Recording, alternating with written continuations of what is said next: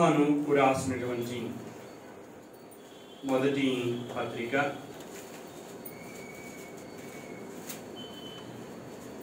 5వ అధ్యాయం 14వ వచనాన్ని మనము చదువుకుందాం. ఆయనను బట్టి మనకు కలిగిన ధైర్యమేదనగా ఆయన చిత్తానుసారముగా మనమేది అడిగినను ఆయన మన మనవి ఆలకించునన్నదియే. యోహాను గారు తన పత్రిక ముగింపులో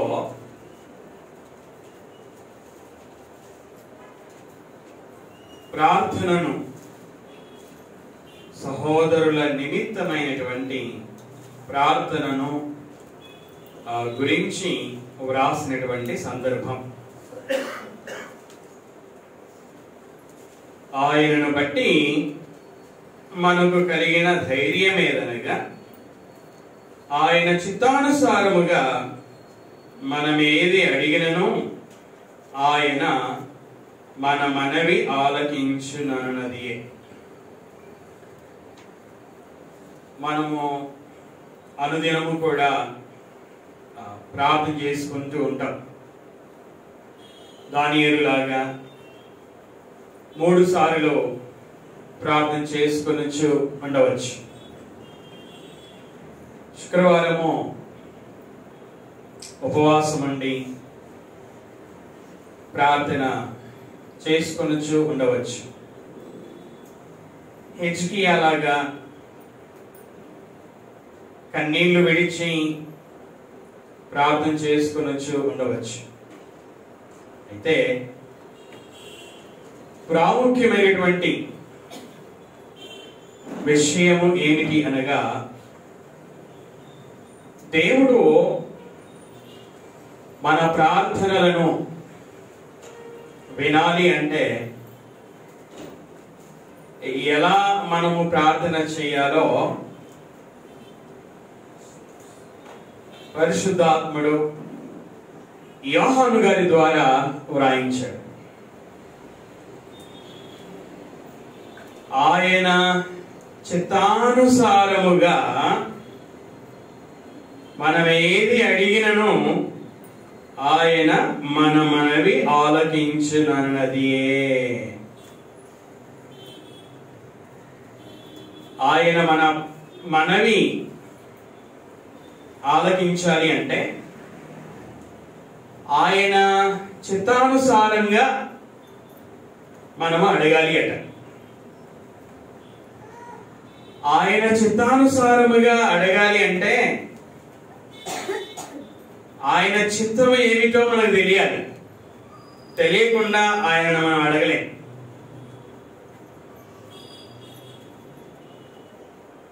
ఆయన చిత్తమును తెలుసుకోవడం ఎలాగా?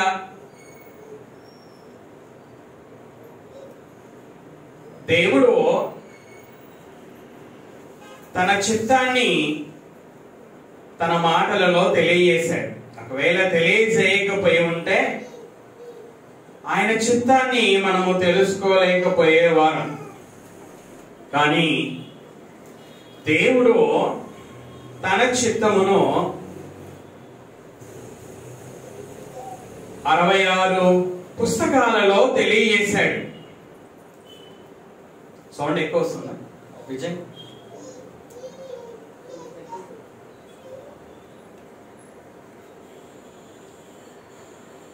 66 పుస్తకాలలో తెలియజేశాడు.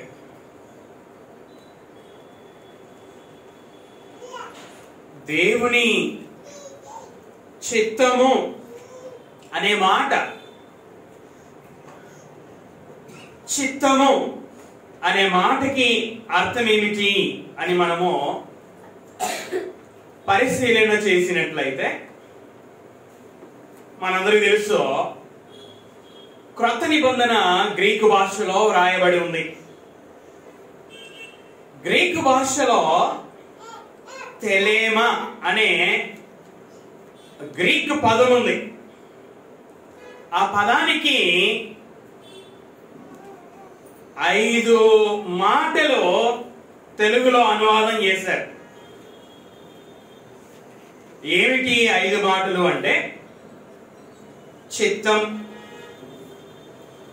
ఇష్టం, ఇచ్ఛ, మనస్సు, ఆశ. నేను మళ్ళా జ్ఞాపకం చేస్తున్నాను. చదువుకున్న వారు ప్రతి ఒక్కరూ రాసుకోండి. చిత్తం, ఇష్టం, ఇచ్ఛ, మనస్సు, అదేవిధంగా ఆశ. అమ్మ దైవకృపమ్మ హర్షిత మీ దగ్గర కూర్చోబెట్టుకోండి. పిల్లలందరినీ ఒక చోట పెట్టద్దండి దయచేసి.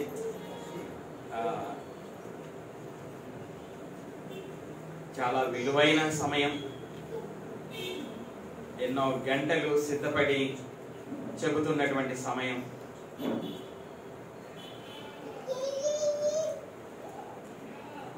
ఓకే, చిత్తము అనగా నేను మీకు అర్థాన్ని, ఆ పదానికి అర్థాన్ని నేను మీకు తెలియజేశాను. దేవుడు తన చిత్తాన్ని తెలియజేశాడు. ఎఫెసీయులకు రాసినటువంటి పత్రిక 1వ అధ్యాయం 9వ వచనం. కాలము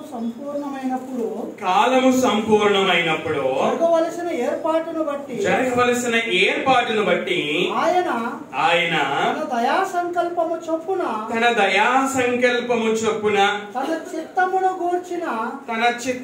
గూర్చిన మర్మమును మనకు తెలియజేసి. పౌలు గారు ఏమని రాశారు? దేవుడు మనకు తెలియజేశాడంట. ఏం తెలియజేశాడు? తన చిత్తమును గూర్చినటువంటి మర్మమును తెలియజేశాడు. తెలియజేశాడు అని ఎవరు రాశారు? పౌలు రాశాడు. ఎప్పుడు రాశాడు పౌలు గారు? 1వ శతాబ్దంలోనే రాశాడు. అంటే దేవుడు తన చిత్తాన్ని ఎప్పుడో తెలియజేశాడు. ఎక్కడ తెలియజేశాడు అంటే మన చేతిలో ఉన్నటువంటి 66 పుస్తకాలలో తెలియజేశాడు. దేవుని చిత్తం ఈ 66 పుస్తకాలలో వ్రాయబడి ఉంది. కాబట్టి ఇప్పుడు మనకు దేవుని చిత్తము తెలియాలి అంటే మనం ఏం చేయాలి? దేవుని చిత్తం కోసము మరలా ప్రార్థన చేయాల్సిన అవసరం లేదు. దేవుని చిత్తం ఇప్పటికే 66 పుస్తకాలలో వ్రాయబడి ఉంది. వ్రాయబడినటువంటి దేవుని చిత్తమును చదివితే చాలు తెలుస్తుంది. చదువురాని వారు వింటే చాలు తెలుస్తుంది. పౌలు గారు రోమాలో ఉన్నటువంటి సంఘానికి రాస్తూ 12వ అధ్యాయము 2వ వచనంలో ఏం రాశాడో మనం చదువుకుందాం. పౌలు గారు రోమీలకు రాసినటువంటి పత్రిక 12వ అధ్యాయం 2వ వచనం.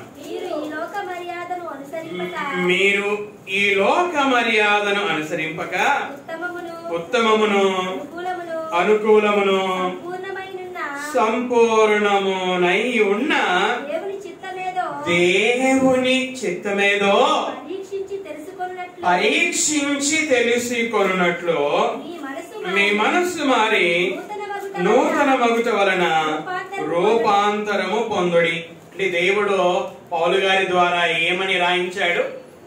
దేవుని చిత్తమేదో విశ్వాసులారా, దేవుని చిత్తము ఏదో పరీక్షించి తెలుసుకొనుడి. ఎలా తెలుసుకోవాలట? పరీక్షించి తెలుసుకోవాలి. ఏం పరీక్షించి తెలుసుకోవాలి? మన చేతిలో ఉన్నటువంటి 66 పుస్తకాలను పరీక్షించి తెలుసుకోవాలి. యెషయా గ్రంథంలో ఒక మాట ఉంటుంది, యెహోవా గ్రంథమును పరిశీలించి చదువుకొనుడి. బెరయ క్రైస్తవులు ఏం చేశారంటే పౌలు శీల ఇద్దరు కూడా దేవుని వాక్యం చెప్పినప్పుడు వారు చెప్పినటువంటి మాటలు అలాగున ఉన్నవో లేవో అని ప్రతి దినము లేఖనములను పరిశోధించిరి అని వ్రాయబడి ఉంది. పరిశోధనాత్మకమైనటువంటి బెరయ క్రైస్తవులు. యోహాను సువార్తలో యోహాను సువార్తలో వ్రాయబడిన మాట ఏంటంటే, లేఖనముల యందు మీకు నిత్య జీవము కలదని వాటిని పరిశోధించుడి. సారాంశం ఏమిటంటే, బైబిల్ ఇంట్లో ఉంటే సరిపోదు, ఎన్ని బైబిల్ ఇంట్లో ఉన్నా సరిపోదు, ఎంత ఖరీదైన బైబిల్ ఇంట్లో ఉన్నా సరిపోదు, దేవుని చిత్తాన్ని తెలుసుకోలేం. ఎవరో ఒకసారి బిల్ గేట్స్ బైబిల్ కొన్ని కోట్ల విలువైనదని పెట్టారు. అది వాస్తవమా కాదో తెలియదు, కానీ ఒకవేళ వాస్తవమే అనుకుందాం, కోట్ల ఖరీదైన బైబిల్ బిల్ గేట్స్ గారి దగ్గర ఉంది. కానీ దానిని పరిశీలించకపోతే దేవుడు 66 పుస్తకాలలో వ్రాయించిన ఆయన చిత్తమేమిటో ఆయనకు తెలియదు కదా. కాబట్టి దేవుడు మన ప్రార్థన వినాలంటే ఆయన చిత్తానుసారంగా ఆయన మనం అడగాలి. ఆయన చిత్తానుసారంగా అడగాలంటే ఆయన చిత్తం ఏంటో తెలియాలి. ఆయన చిత్తం ఏంటో తెలియాలి అంటే ఆయన చిత్తం 66 పుస్తకాలలో ఉంది కనుక 66 పుస్తకాలను పరిశీలించాలి అని నేను చెప్పడం లేదు. పరిశుద్ధాత్ముడు పౌలు గారి ద్వారా వ్రాయించాడు. పౌలు గారు వ్రాసినటువంటి ఎఫెసీయులకు రాసినటువంటి పత్రిక 5వ అధ్యాయము 17వ వచనాన్ని మనం చదువుకుందాం. పౌలు గారు రాసినటువంటి ఎఫెసీయులకు రాసినటువంటి పత్రిక 5వ అధ్యాయం 17వ వచనం.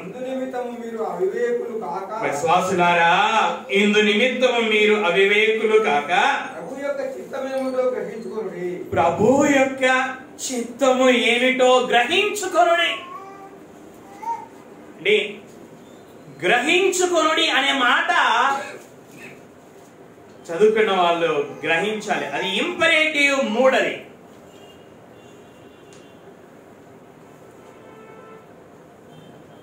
గ్రహించుకొనుడి. విశ్వాసులు ఏం గ్రహించుకోవాలంట? ప్రభు యొక్క చిత్తము ఏమిటో గ్రహించుకొనుడి. అంత అవసరమా అంటే అవసరమే. ఆయన చిత్తాన్ని గ్రహిస్తేనే ఆయన చిత్తానుసారంగా ప్రార్థించగలం. ఆయన చిత్తానుసారంగా ప్రార్థిస్తేనే మన ప్రార్థనకి ఉత్తరమిస్తాడు దేవుడు. కనుక విశ్వాసులమైన మనం 66 పుస్తకాలలో వ్రాయబడిన ఆయన చిత్తాన్ని గ్రహించవలసిన అవసరం ఉంది. పౌలు గారు కొలస్సీలో ఉన్నటువంటి సంఘం కోసం ప్రార్థన చేస్తున్నాడు. పౌలు గారు కొలస్సీలకు రాసినటువంటి పత్రిక 1వ అధ్యాయము 9 నుంచి మనం చదువుకుందాం. ఏమని ప్రార్థన చేస్తున్నాడో చూడండి. అందుచేత ఈ సంగతి వినిన నాట నుండి మేమును మీ నిమిత్తము ప్రార్థన చేయుట మానక మీరు సంపూర్ణ జ్ఞానమును ఆత్మ సంబంధమైన వివేకమును గలవారును. గమనించవలసినటువంటి మాట ఇది. ఆయన చిత్తమును పూర్ణముగా గ్రహించిన వారునై. ఇక్కడ గమనించవలసిన మాట ఏంటంటే పూర్ణముగా.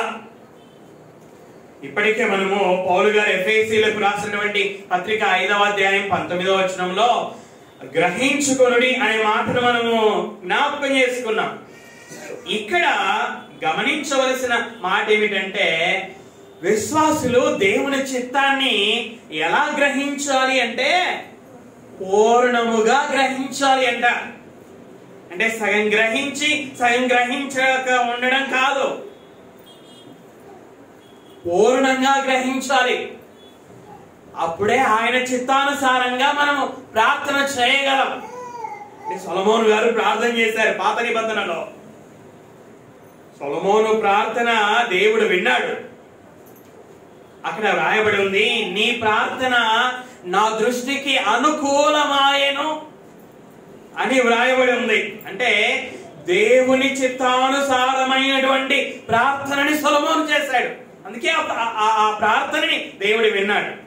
కనుక మన ప్రార్థనలు కూడా దేవుడు వినాలి అంటే మనం కూడా ఆయన చిత్తానుసారంగా అడగాలి. ఆయన చిత్తానుసారంగా అడగాలి అంటే ఆయన చిత్తం ఏంటో, ఆయన ఇష్టం ఏంటో, ఆయన ఇచ్చ ఏంటో, ఆయన మనస్సు ఏంటో, ఆయన ఆశ ఏంటో 66 పుస్తకాలను పరిశీలించి చదువుకున్నప్పుడు 66 పుస్తకాలలో ఉన్న ఆయన చిత్తాన్ని పూర్ణంగా గ్రహించినప్పుడు ఆయన చిత్తానుసారంగా అడగడానికి మనకు వీలవుతుంది. అలా అడిగినప్పుడు దేవుడు మన ప్రార్థన వింటాడు. ఈ ఉదయకాలపు వేళ 66 పుస్తకాలలో ఉన్నటువంటి దేవుని చిత్తము కాదు కానీ 27 క్రొత్త నిబంధనలో ఉన్నటువంటి 27 పుస్తకాలలో ఉన్నటువంటి దేవుని చిత్తము ఏమిటో మనం చూద్దాం. మత్తయి సువార్త 18వ అధ్యాయము 14వ వచనాన్ని మనం చదువుకుందాం. అలాగుననే ఈ చిన్నవారిలో ఒకడైనను నశించుట పరలోకమందున్న మీ తండ్రి చిత్తము కాదు. ఇక్కడ యేసుక్రీస్తు వారు మాట్లాడుతున్నటువంటి సందర్భం, శిష్యులతో మాట్లాడుచున్నటువంటి సందర్భం. శిష్యులు యేసుక్రీస్తును ఈ విధంగా ప్రశ్నించారు, ప్రభువా పరలోక రాజ్యంలో ఎవడు గొప్పవాడు అని ప్రశ్నించాడు. అప్పుడు యేసుక్రీస్తు వారు ఒక చిన్న పిల్లవాడిని తీసుకొని వారి మధ్యలో నిలబెట్టి, ఈ బిడ్డ వలె తన్ను తాను తగ్గించుకునేవాడు పరలోక రాజ్యంలో గొప్పవాడు అని తెలియజేయడాన్ని మనం ఈ అధ్యాయంలో చదువుకుంటాం. ఈ విధంగా మాట్లాడుచు ఉన్నటువంటి సందర్భం ఇది. మనం 11వ వచనం నుంచి మనం చదువుకున్నట్లయితే అక్కడ ఒక గొర్రెల కాపరి ఉన్నట్లుగా, ఆ గొర్రెల కాపరికి 100 గొర్రెలు ఉన్నట్లుగా, ఆ 100 గొర్రెలలో ఒక గొర్రె తప్పిపోవడం, ఒక గొర్రె నాశనము కావడం గొర్రెల కాపరికి ఇష్టము కాదు అని మనం చూస్తాం. గొర్రెల కాపరికి 100 గొర్రెలలో ఒక గొర్రె తప్పిపోయి నశించడం ఏ విధంగా అతని చిత్తం కాదో, అదే విధంగా దేవుని చిత్తము ఏది కాదు అంటే మీలో ఈ చిన్నవారిలో ఒకడైన, ఆ 14వ వచనంలో అలాగునండి ఎలాగునా ఇంతవరకు నేను జ్ఞాపకం చేసినట్లుగా 100 గొర్రెలలో ఒక గొర్రె తప్పిపోయి నశించడం గొర్రెల కాపరి చిత్తము ఏ విధంగా కాదో, అలాగుననే ఈ చిన్న వారిలో ఒకడైనను నశించుట మీ తండ్రి చిత్తము కాదు. ఇక్కడ ఏది తండ్రి చిత్తము కాదో వ్రాయబడి ఉంది. ఏది తండ్రి చిత్తం కాదంట? ఈ చిన్నవారిలో ఒకడైనను నశించడం ఆయన చిత్తం కాదు. మరి ఏంటి ఆయన చిత్తము అంటే నశించకుండా ఉండడమే ఆయన చిత్తం. ఆయన తన పోలికలో తన స్వరూపములో సృజించినటువంటి మనుషులలో ఒక వ్యక్తి కూడా నశించకుండా ఉండడం, నరకములో ఆరని అగ్నిలో నిత్యాగ్నిలో వేదనకరమైన స్థలములో యాతనకరమైన స్థలములో నశించకుండా ఉండడం ఆయన చిత్తం. పేతురు గారు రాసినటువంటి పత్రిక, పేతురు గారు రాసినటువంటి 2వ పత్రిక 3వ అధ్యాయము 9వ వచనాన్ని మనం చదువుకున్నాం. కొందరు ఆలస్యమని ఎంచుకొనుచున్నట్లు ప్రభువు తన వాగ్దానమును గూర్చి ఆలస్యము చేయువాడు కాడు గాని ఎవడును నశింపవలనని ఇచ్చయింపక అందరూ మారు మనసు పొందవలనని కోరుచు మీ ఎడల దీర్ఘశాంతము గలవాడై ఉన్నాడు. ఇక్కడ కూడా దేవుని ఇచ్ఛ అని వ్రాయబడి ఉంది. నేను ఇప్పటికీ చెప్పాను, ఇచ్ఛ అన్న, చిత్తము అన్న, ఇష్టము అన్న, మనస్సు అన్న, ఆశ అన్న, ఈ మాటల సారాంశం అంతా ఒకటే. ఇక్కడ దేవుని ఇచ్ఛ కాదు. ఏంటి దేవుని ఇచ్ఛ కాదు అంటే, ఎవడును నశించడము ఆయన ఇచ్ఛ కాదు. ఈ గదిలో కూర్చున్నటువంటి మనలో ఏ వ్యక్తి కూడా నిత్యాగ్నిలో నశించడం, అదే విధంగా భూమి మీద ఉన్నటువంటి మనుషులందరిలో ఏ ఒక్క వ్యక్తి నశించడమో ఆయన ఇచ్ఛ కాదు. అంటే అందరూ కూడా నశించకుండా పాప క్షమాపణ పొంది, మారు మనస్సు పొంది, పాప శిక్ష నుండి రక్షింపబడడం ఆయన చిత్తము అని మనకు అర్థమవుతుంది. లూకా సువార్త 15వ అధ్యాయం 7వ వచనాన్ని మనం చదువుకుందాం. అటువలే మారు మనసు అక్కరలేని 99 మంది నీతిమంతుల విషయమై కలుగు సంతోషము కంటే మారు మనస్సు పొందు ఒక్క పాపి విషయమై పరలోకమందు ఎక్కువ సంతోషము కలుగును. దేవునికి ఎప్పుడు సంతోషం? ఆయన దూతలకు ఎప్పుడు సంతోషం? ఆయన చిత్తము ఏమిటి అంటే ఒక పాపి మారు మనస్సు పొందడం. ఎహెచ్కేలు గ్రంథం 18వ అధ్యాయం 23వ వచనాన్ని మనం చదువుకుందాం. దుష్టులు మరణము నొందుట చేత నాకేమాత్రమైన సంతోషము కలుగునా? అంటే దాని అర్థం ఏంటంటే, దుష్టులు మరణము నొందడము దేవునికి సంతోషము కాదు. మరి దేవునికి సంతోషం ఏంటి? వారు తమ ప్రవర్తనను దిద్దుకొని బ్రతకడమే ఆయనకు సంతోషం. ఒక చెడ్డవాడు తన ప్రవర్తనని దిద్దుకొని బ్రతకడము ఆయన సంతోషం. అది ఆయన చిత్తమై ఉన్నది. ఒక చెడ్డవాడు నశించకుండా ఉండడమే, పాతాళానికి వెళ్లకుండా ఉండడమే ఆయన చిత్తమై ఉంటున్నది. ఇది మొదటిది. రెండవది యోహాను సువార్త 6వ అధ్యాయం 39వ వచనాన్ని మనం చదువుకుందాం. ఆయన నాకు అనుగ్రహించిన దాని అంతటిలో నేనేమియు పోగొట్టుకొనక అంత్యదినమున దాని లేపుటయే నన్ను పంపిన వాని చిత్తమై ఉన్నది. దేవుని చిత్తము ఏమిటో ఈ వచనములో మనం చదువుకున్నాం. దేవుని చిత్తము ఏమిటి అంట? దేవుడు, తండ్రి అయినటువంటి దేవుడు యేసుక్రీస్తు వారికి మనుష్యులను అనుగ్రహించాడు. తండ్రి అయినటువంటి దేవుడు ఆకర్షించడం వలన మనుష్యులు యేసునొద్దకు వచ్చారు. చూడండి 44వ వచనం. నన్ను పంపిన తండ్రి వానిని ఆకర్షించితేనే గాని ఎవడునో నా యొద్దకు రాలేడు.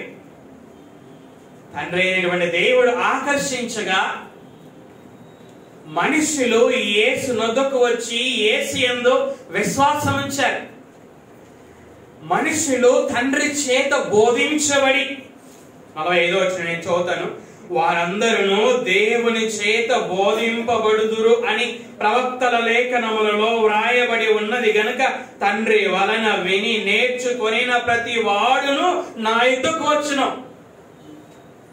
దేవుని వలన వినడము ద్వారా, ఆయన చేత ఆకర్షింపబడము ద్వారా మనుషులు యేసునొద్దకు వచ్చారు. ఈ విధంగా తండ్రి అయినటువంటి దేవుడు మనుషులని యేసుక్రీస్తుకు అనుగ్రహించాడు. అయితే ఇక్కడ వ్రాయబడిన మాట ఏంటంటే, తండ్రి నీవు నాకు ఎంతమంది మనుషులనైతే అనుగ్రహించావో వారిలో ఒకరిని కూడా పోగొట్టుకోకుండా, ఆ భద్రత చూడండి. యేసుక్రీస్తు వారు మాట్లాడుతున్నటువంటి మాటలలో భద్రతను మనం చూస్తూ ఉన్నాం. తండ్రి అయినటువంటి దేవుడు యేసుక్రీస్తుకు ఎవరినైతే అనుగ్రహించాడో ఆ అనుగ్రహించిన వారిలో ఒకరినైనను పోగొట్టుకొనక అంత్య దినమున అంత్య దినమున మనుషులను లేపుటయే నన్ను పంపిన దేవుని చిత్తమై ఉన్నది. యేసుక్రీస్తు వారు లేపడం, చనిపోయినటువంటి వారిని లేపడం దేవుని చిత్తమై ఉంటూ ఉన్నది. యేసుక్రీస్తు వారు ఈ భూమి మీద శరీరధారిగా ఉన్నటువంటి దినములలో యాయీరు కుమార్తెను, చనిపోయినటువంటి యాయీరు కుమార్తెను లేపాడు. విధవరాలు కుమారుడు చనిపోయి సమాధి చేయడానికి తీసుకొని పోబడుచున్నటువంటి సమయంలో యేసుక్రీస్తు వారు ఎదురై ఆ పాడెను ముట్టి ఆ విధవరాలి కుమారుడిని లేపడాన్ని మనం చూస్తాం. లాజరు చనిపోయి సమాధి చేయబడి 4 రోజులు అయిన ఆ సందర్భంలో యేసుక్రీస్తు వారు లాజరును లేపడాన్ని మనం చూస్తాం. యాయీరు కుమార్తెను లేపినట్లుగా, విధవరాలి కుమారుడిని లేపినట్లుగా, లాజరును లేపినట్లుగా యేసుక్రీస్తు వారు తన రెండవ రాకడలో ఆయన యందు విశ్వాసం ఉంచి చనిపోయినటువంటి ప్రతి ఒక్కరిని కూడా లేపువాడై ఉంటున్నాడు. ఆ విధంగా లేపడము దేవుని చిత్తం. దైవకృపమ్మ యొక్క తల్లి గారు, అన్నమ్మ గారు గత నెలలో మరణించారు, ప్రభువునందు మరణించారు. ఆమెను యేసుక్రీస్తు వారు లేపబోచు ఉంటున్నారు. ఆమెను లేపడమే దేవుని చిత్తమై ఉన్నది. పౌలు గారు తెస్సలోనీయులకు రాస్తూ 4వ అధ్యాయం 13వ వచనం నుంచి చనిపోయినటువంటి వారి పరిస్థితి, వారి భవిష్యత్తు ఏమిటో రాశాడు. ఆ యొక్క సందర్భంలో ఆర్భాటముతోనూ ప్రధాన దూత శబ్దముతోనూ దేవుని బోరతోనూ పరలోకము నుండి ప్రభు దిగి వచ్చును. ప్రభువునందుండి మృతులైన వారు, క్రీస్తునందుండి మృతులైన వారు మొదట లేతురు. అన్నమ్మ గారు యేసుక్రీస్తు యొక్క రెండవ రాకడలో సజీవులుగా ఉన్న వారి కంటే మొదటగా లేపబడుతుంది. యేసుక్రీస్తు వారు ఇంతసేపు నేను చెప్పినట్లుగా యాయీరు కుమార్తెను లేపినట్లు, విధవరాలి కుమారుడిని లేపినట్లు, లాజరును లేపినట్లు అన్నమ్మను కూడా లేపబోవచ్చు ఉంచున్నాడు. అన్నమ్మను అదే విధంగా ప్రభువునందు నిద్రించినటువంటి వారిని లేపడము అనేది అది దేవుని చిత్తమై ఉన్నది. దీనికి ఆధారం ఏమిటి? యేసుక్రీస్తు వారు లేపబోవచ్చు ఉన్నారా? పునరుత్థానము చోటు చేసుకోబోతుందా? పునరుత్థానము చోటు చేసుకోబోతుందని మనము విశ్వసించడానికి రుజువు ఏంటి అంటే యేసుక్రీస్తు యొక్క పునరుత్థానమే ఆధారమై ఉంటున్నది.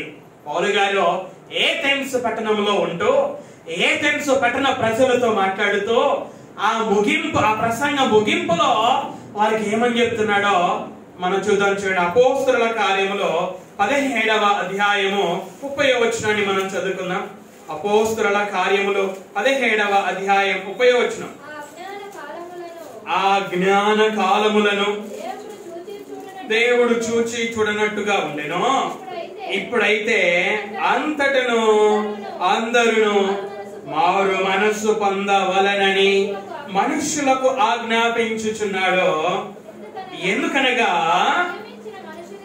ఎందుకు మారు మనసు పొందాలని ఆజ్ఞాపిస్తున్నాడో వివరణ ఇస్తున్నాడు. చూడండి పౌలు గారు, ఎందుకనగా తాను నియమించిన మనుషుని చేత అనగా యేసుక్రీస్తు చేత నీతిని అనుసరించి భూలోకమునకు తీర్పు తీర్చబోయేది ఒక దినమును నిర్ణయించి ఉన్నాడు. ఈ మాటలు వినండి. మృతులలో నుండి ఆయనను అనగా యేసుక్రీస్తును తండ్రి అయినటువంటి దేవుడు లేపినందున దీని నమ్ముటకు అనగా తీర్పు భవిష్యత్తులో ఉంది అని నమ్మడానికి అందరికీ ఆధారము కలగజేసి ఉన్నాడు. భవిష్యత్తులో మనుషులందరికీ తీర్పు ఉంది, పునరుత్థానం ఉంది అని మనము నమ్మడానికి ఆధారం ఏమిటంటే యేసుక్రీస్తు యొక్క పునరుత్థానమే. తండ్రి అయినటువంటి దేవుడు యేసుక్రీస్తు వారిని తిరిగి లేపాడు గనుకనే ఆయన శిష్యులకి కనిపించాడు. తిరిగి లేపాడు గనుకనే ఆయన భూమి మీద 40 రోజులు ఉన్నాడు. లేపబడిన తర్వాత 40 రోజులు ఉన్నాడు. తిరిగి లేపబడిన దినములనే ఆయన పరలోకానికి కొనిపోబడలేదు కదా. 40 రోజులు ఉన్నాడు. తన్ను తాను సజీవునిగా కనపరుచుకున్నాడు 40 రోజులు. ఆయన తిరిగి లేపబడి పరలోకానికి వెళ్ళాడు గనుకనే పరిశుద్ధాత్ముడిని తండ్రి అయిన దేవుని యొద్ద నుండి పంపాడు. పరిశుద్ధాత్ముడు పంపబడ్డాడు గనుకనే పెంతెకోస్తు పండగ దినమున సంఘము ప్రారంభమైంది. సంఘము యెరూషలేములో ప్రారంభమైంది కనుకనే ఈ రోజు భూమి మీద ఉన్నటువంటి 800 కోట్ల మందిలో 400 పైన క్రైస్తవులు ఉన్నారు. ఇది రుజువై ఉంటున్నది. తండ్రి అయినటువంటి దేవుడు యేసుక్రీస్తును లేపాడు అనడానికి ఇది కూడా చారిత్రాత్మకమైనటువంటి రుజువై ఉంటున్నది. ఒకవేళ దేవుడు యేసును లేపకపోయి ఉన్నట్లయితే ఆయన పరలోకానికి పోయేవాడే కాదు, పరిశుద్ధాత్ముడిని పంపేవాడే కాడు, పరిశుద్ధాత్ముడు భూమి మీదకి వచ్చేవాడే కాడు, అపోస్తలుల మీద ఆయన రాలేవాడే కాడు, వారు పరిశుద్ధాత్మతో నింపబడేవారే కాదు, సువార్త ప్రకటించేవారే కాదు, సంఘం ప్రారంభమయ్యేదే కాదు, మనం ఈ రోజు ఇక్కడ కూర్చునే వాళ్ళం కూడా కాదు. కాబట్టి దేవుడు యేసును లేపాడు అనడానికి ఇవి కూడా ఆధారాలుగా ఉంటున్నాయి. దేవుడు యేసును లేపాడు కనుక, యేసు తండ్రి కుడి పార్శ్వమున కూర్చున్నాడు కనుక ఆయన మరలా రాబోతున్నాడు.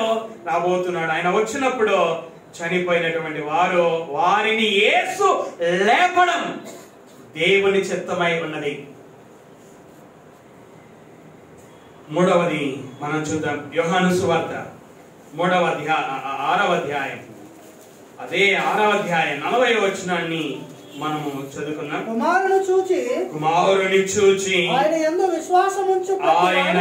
విశ్వాసముంచు ప్రతి వాడును నిత్య జీవము పొందుటయే నా తండ్రి చిత్తము, అంత్య దినమున నేను వారిని లేపుదును.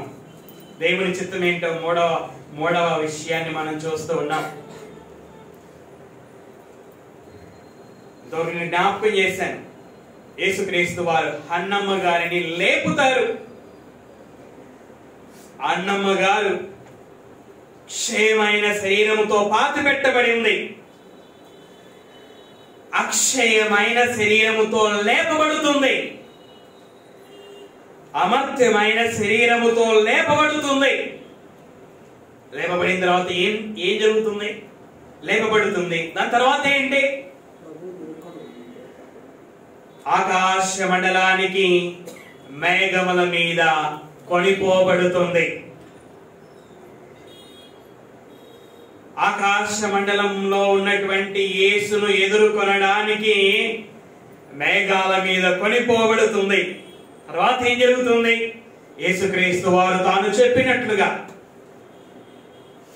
నేను వెళ్ళి మీకు స్థలమును సిద్ధపరచుచున్నాను, నేను వెళ్ళి మీకు స్థలమును సిద్ధపరిచినలా నేనుండ స్థలములో మీరునో ఉండులాగున నేను మరలా వచ్చి మిమ్మల్ని తీసుకొని పోవదును. కాబట్టి యేసుక్రీస్తు వారు రెండవసారి రాబోతున్నది ఆయన ఉండే తండ్రి స్థలములో, తండ్రి నివాసములో మనల్ని కూడా తీసుకొని పోవడానికే ఆయన రెండవసారి రాబోతున్నాడు. కనుక ఆకాశ మండలము నుండి దేవుడు అన్నమ్మ గారిని ఎక్కడ తీసుకెళ్తాడు? పరలోకానికి తీసుకొని వెళ్తాడు. తండ్రి నివాసానికి తీసుకొని వెళ్తాడు. అన్నమ్మ గారిని మాత్రమే కాదు, ప్రభువుని యేసుక్రీస్తు రెండవ రాకడ సమయంలో ప్రభువునందు నిద్రించినటువంటి ప్రతి ఒక్కరిని కూడా తీసుకొని వెళ్తాడు. యేసుక్రీస్తు రెండవ రాకడ సమయంలో సజీవంగా ఉన్నటువంటి వారు కూడా మార్చబడి మహిమ శరీరాలు ధరించుకొని వారు కూడా యేసుని ఎదుర్కొంటారు. యేసుక్రీస్తు వారు అందరినీ కూడా పరలోకానికి తీసుకొని వెళ్తాడు. పరలోకములో నిత్య నివాసములో నిత్యము జీవిస్తారు. ఇలాగ విశ్వాసులైనటువంటి వారందరూ కూడా పరలోకములో నిత్య నివాసములలో నిత్యము జీవించడము అనేది దేవుని చిత్తం అండి. నిత్యాగ్నిలో నిత్యము నశించడము దేవుని చిత్తం కాదు. నిత్య నివాసములో, పరలోకములో ఉన్న నిత్య నివాసములో నిత్యము దేవునితో, యేసుక్రీస్తుతో, పరిశుద్ధాత్ముడితో, కోట్ల దూతలతో, పరిశుద్ధ విశ్వాసులందరితో నిత్యము జీవించడం దేవుని చిత్తం. 4వది మనం చూద్దాం. పౌలు గారు తెస్సలోనీయులకు రాసినటువంటి పత్రిక. పౌలు గారు తెస్సలోనీయులకు రాసినటువంటి పత్రిక మొదటి పత్రిక 4వ అధ్యాయం 3వ వచనాన్ని మనం చదువుకుందాం. మీరు పరిశుద్ధులగుటయే అనగా జారత్వమునకు దూరముగా ఉండుటయే దేవుని చిత్తము. అంటే ఈ బైబిల్లో మన బైబిల్ మీద మనకి పరిశుద్ధ గ్రంథము అని వ్రాయబడి ఉంటుంది. బైబిల్ అది పరిశుద్ధ గ్రంథం. పరిశుద్ధుడైన దేవుని మాటలు. నేను పరిశుద్ధులను గనుక మీరు కూడా పరిశుద్ధులుగా ఉండాలని ఇశ్రాయేలులకు చెప్పినటువంటి దేవుడు క్రొత్త నిబంధనలో క్రైస్తవులకు కూడా చెప్పినట్లుగా మనం చూస్తాం. దేవుని మాటలలో దేవుడు ఏమై ఉన్నాడంటే ఆయన పరిశుద్ధుడై ఉన్నాడు, అపవిత్రుడు కాడు. పరిశుద్ధుడు పరిశుద్ధుడు పరిశుద్ధుడు అని ప్రతిగానములతో ఆయన దూతల చేత కదా. యెషయా పుస్తకం 6వ అధ్యాయంలో మనం చూస్తాం. శరాపులో ఏం చేస్తున్నారట? శరాపులు 2 రెక్కలతో తమ కళ్ళను కప్పుకొనొచ్చు, 2 రెక్కలతో తమ కాళ్ళను కప్పుకొనొచ్చు, 2 రెక్కలతో ఎగురొచ్చు. ఏమని వాళ్ళు ప్రతిగానాలు చేస్తున్నారట? పరిశుద్ధుడు, సైన్యములకు అధిపతియగు దేవుడు పరిశుద్ధుడు పరిశుద్ధుడు పరిశుద్ధుడు అని ప్రతిగానములు చేయిచు ఉన్నాడట. దేవుడు అంటే అపరిశుద్ధుడు కాదు. దేవుడు అంటే పరిశుద్ధుడు. పరిశుద్ధుడు పరిశుద్ధుడు అని ప్రతిగానముల శరాపుల చేత ఆ విధంగా పొగడబడుచు ఉన్నటువంటి వాడు పరిశుద్ధుడు. అంటే మరి తాను పరిశుద్ధుడైన ఉండి తాను సృష్టించినటువంటి మనుషులు కూడా పరిశుద్ధంగా ఉండాలని కోరుకొనుచు ఉన్నటువంటి వాడు.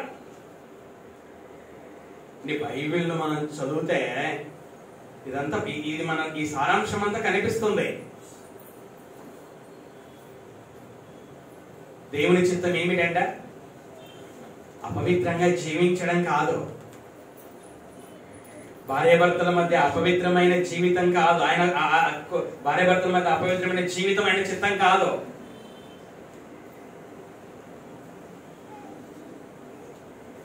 ఏంటంటే ఆయన చిత్తం పరిశుద్ధులగుటయే అనగా జారత్వమునకు దూరముగా ఉండుటయే దేవుని చిత్తం. బైబిల్ అర్థం కాని వాడు తప్పుగా అర్థం చేసుకుంటాడు. బైబిల్ అర్థమైన వారికి బైబిల్ చెబుతున్నది ఏమిటనగా దేవుడు పరిశుద్ధుడు, ఆయన తన పిల్లలు కూడా పరిశుద్ధులుగా ఉండాలని కోరుకొని అనేది ఆయన కోరిక. 5వది మనం చూద్దాం. పౌలు గారు తెస్సలోనీయులకు అదే పత్రిక 5వ అధ్యాయము 18వ వచనాన్ని మనం చదువుకుందాం. ఈలాగు చేయుట యేసుక్రీస్తునందు మీ విషయంలో దేవుని చిత్తం. ఏలాగు చేయుట 16వ వచనంలో ప్రతి విషయమునందును కృతజ్ఞతాస్తుతులు చెల్లించుడి. ప్రతి విషయమునందును కృతజ్ఞతాస్తుతులు చెల్లించుడి. దేవా, మిమ్మల్ని ఎరగనటువంటి నన్ను మిమ్మల్ని ఎరిగేటట్లు చేశావు. మీకు దూరస్తుడుగా ఉన్నటువంటి నన్ను సమీపస్తుడుగా చేశావు. మిమ్మల్ని మీ కుమారుడైన యేసుక్రీస్తును ఎరిగేటట్లు చేశావు. నా పాపాన్ని క్షమించావు. నా పాపానికి నేను అనుభవించవలసిన శిక్ష అయిన నిత్యాగ్ని నుండి నన్ను రక్షించావు. నన్ను మీ కుమారుడిగా కుమార్తెగా చేశావు. నన్ను క్రీస్తు సంఘములో సభ్యునిగా సభ్యురాలిగా చేశావు. మీ ఆశీర్వాదములతో నన్ను నింపుచూ ఉన్నావు అని మనము దేవునికి కృతజ్ఞతాస్తుతులు చెల్లించడం దేవుని చిత్తమై ఉన్నది. తండ్రి, నన్ను అపాయములో మరణించకుండా కాపాడావు, మీకు స్తోత్రాలు. అనారోగ్య పరిస్థితిలో మరణించకుండా నన్ను కాపాడావు, మీకు స్తోత్రాలు. వట్టి మాటలలో కాదు,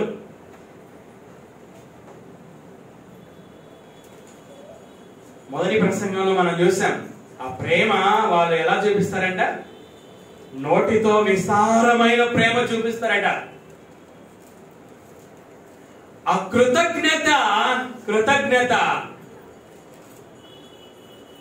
కృతజ్ఞతాస్తుతులు చెల్లించడములో, ఆ కృతజ్ఞత జీవితములో కనిపించాలి. అయ్యా, మీరు ప్రార్థన చేయగా దేవుడు మీ ప్రార్థన విన్నాడు, ఆరోగ్యం బాగు చేశాడని ఒకసారి చెప్పి సంఘానికి రాకుండా ఉంటే అది ఎలా ఎలా ఆ సాక్ష్యం చెప్పినట్లు అవుతుంది? అది అర్థం లేని సాక్ష్యం. పాస్టర్ గారు, నేను సాక్ష్యం చెప్తాను. పాస్టర్ గారు, సాక్ష్యం చెప్పు. సాక్ష్యం చెప్పినా నువ్వు మరి సంగమంగానే కొడుకోకపోతే అది అర్థం లేని సాక్ష్యం.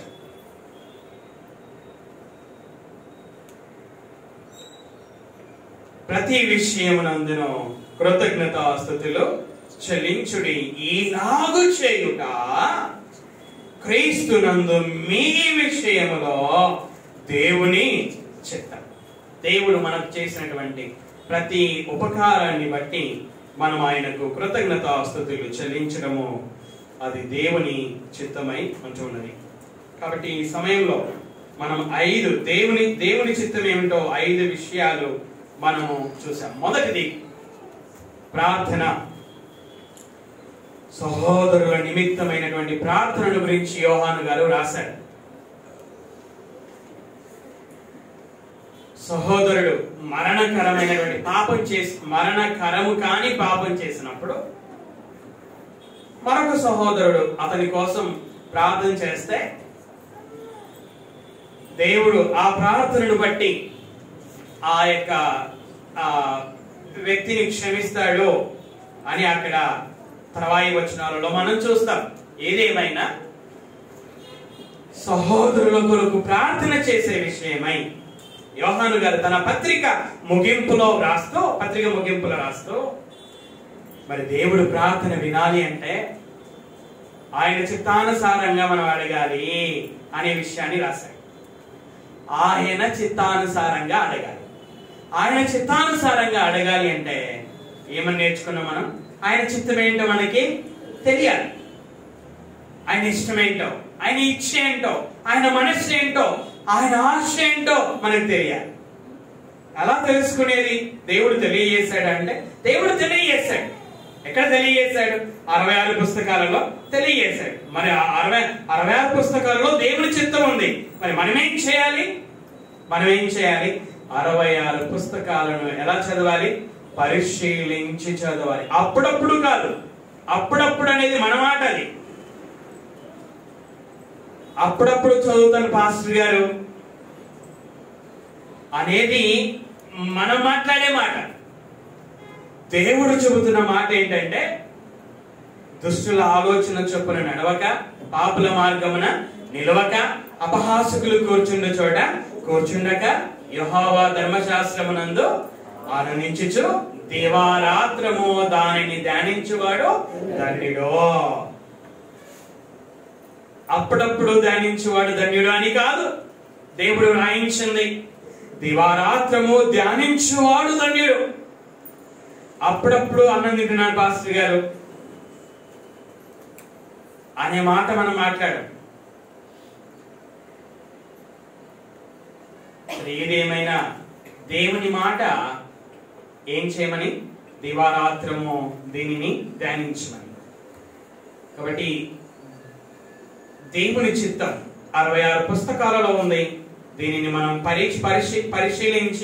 పరీక్షించి తెలుసుకోవాలి. ఎలా తెలుసుకోవాలి? పూర్ణముగా గ్రహించాలి. అప్పుడే మనం ఆయన చిత్తానుసారంగా, మనం ఉదయం ప్రార్థన చేసిన, మధ్యాహ్నం ప్రార్థన చేసిన, సాయంత్రం ఎప్పుడు ప్రార్థన చేసిన, ఉపవాస ప్రార్థన చేసిన, కన్నీటి ప్రార్థన చేసిన, ఏ విధమైన ప్రార్థన చేసినా ఆయన చిత్తానుసారంగా ప్రార్థన చేయగలం. ఆయన చిత్తానుసారంగా ప్రార్థన చేసినప్పుడు, అది 1 సెకండ్ ప్రార్థన చేసిన, మన మనస్సులో ప్రార్థన చేసుకున్న, ఆయన చిత్తానుసారంగా ప్రార్థన చేస్తే దేవుడు మన ప్రార్థన వింటాడు.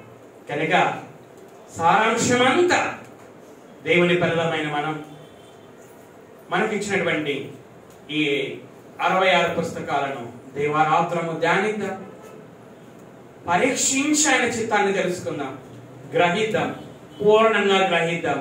ఆయన చిత్తానుసారంగా ఆయనకు మనం ప్రార్థన చేద్దాం. దేవుడు ఆ విధంగా చేయుటకు మనకు సహాయమును చేయునుగాక. ప్రార్థన చేసుకుందాం. మోకరి